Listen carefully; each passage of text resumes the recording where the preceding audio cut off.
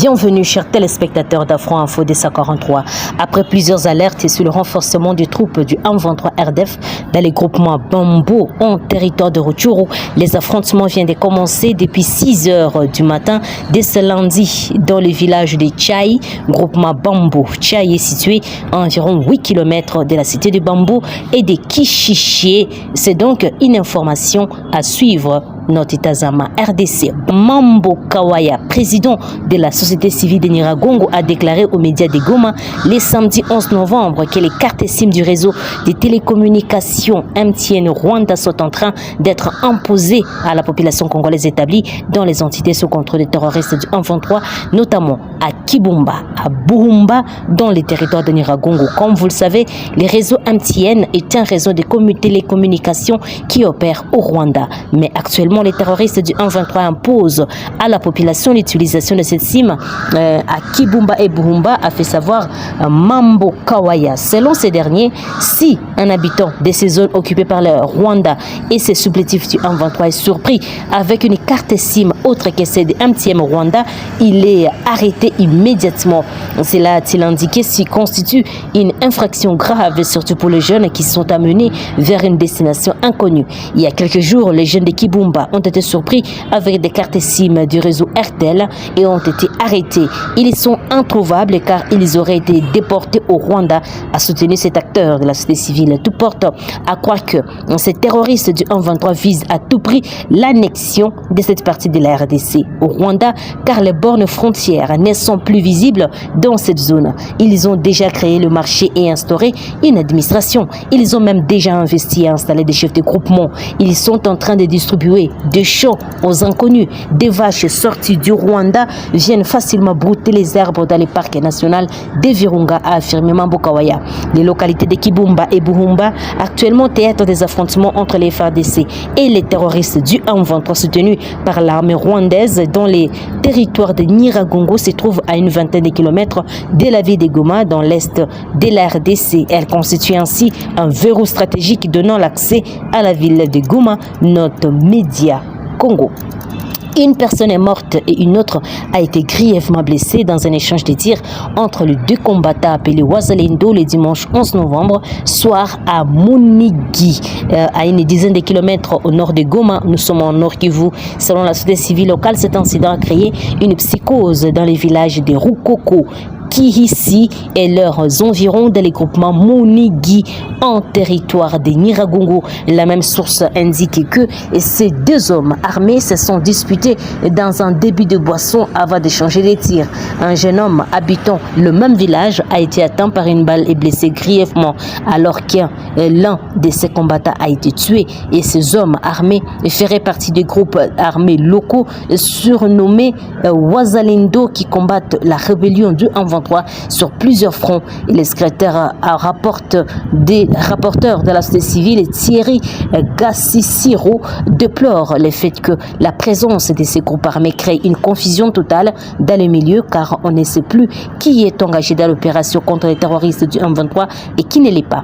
Selon lui, tous les bandits armés se font passer pour les Wazalendo afin de commettre des abus.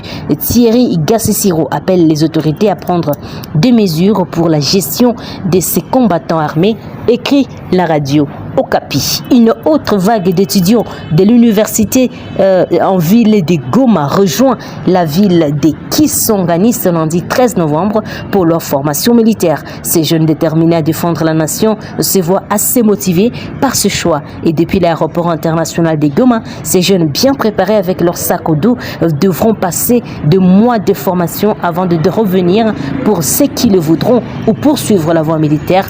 Pour d'autres, note Justin Kabumba. Autre nouvelle toujours dans cette édition, le terroriste islamiste de Forces démocratiques et alliées ont de nouveau fait parler d'eux dans les territoires de Beni au Nord Kivu. Ces assaillants ont attaqué la nuit du dimanche à ce lundi 13 novembre le village de Kitsanga situé dans la chefferie de Watalinga.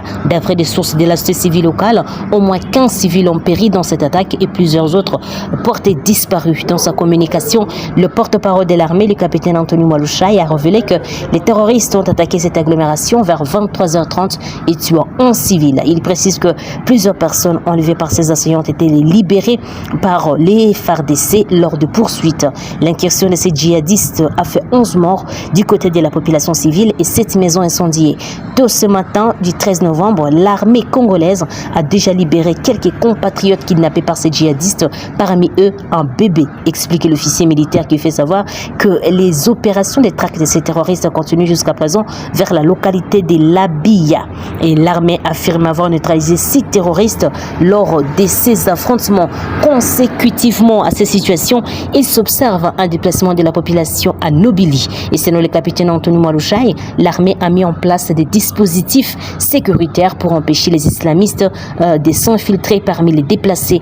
Enfin, depuis fin octobre, ces terroristes ADF multiplient les attaques contre la population civile dans la région de Béni. Note politico.cd. Terminons par cette nouvelle.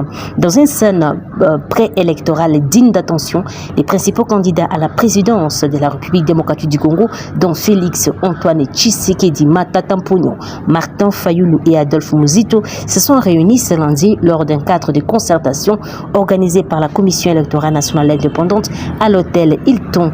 Et Félix Tshisekedi et Martin Fayulu ont échangé une poignée de main assis côte à côte, exquisant des sourires pour les caméras. Et cette rencontre intervient à environ une semaine de début officiel de la campagne électorale.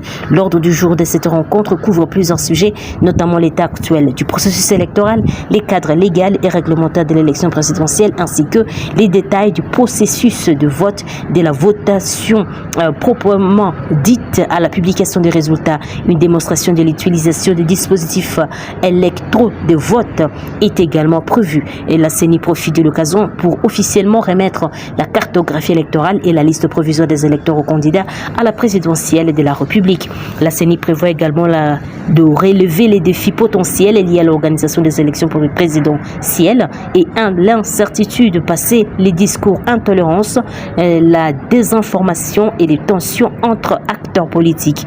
Et dans le cadre de sa stratégie de communication et d'opération visant à renforcer la transparence et la confiance, la CENI a organisé cette rencontre pour construire une base solide en vue des élections crédibles, libres, mais aussi transparentes, inclusives et apaisée. À quelques jours du lancement de la campagne électorale, c'est-à-dire le 19 novembre, cette rencontre revêt d'une importance cruciale pour harmoniser les positions entre la CENI et les candidats à la présidentielle, assurant ainsi le bon déroulement du scrutin. Elle offre également aux candidats des possibilités d'adopter un code de bonne conduite régissant leur comportement pendant les périodes préélectorales, électorales et post-électorales. Les 26 candidats à la présidence confirmés par la Cour constitutionnelle et repris dans la liste définitive de la CENI publiée le 3 novembre ont été invités, chacun accompagné de son mandataire.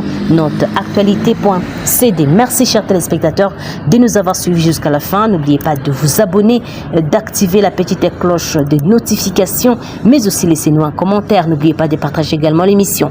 Je suis Santi chez Senga, dans la province de l'Ituri, pour Afro Info des 43. Au revoir.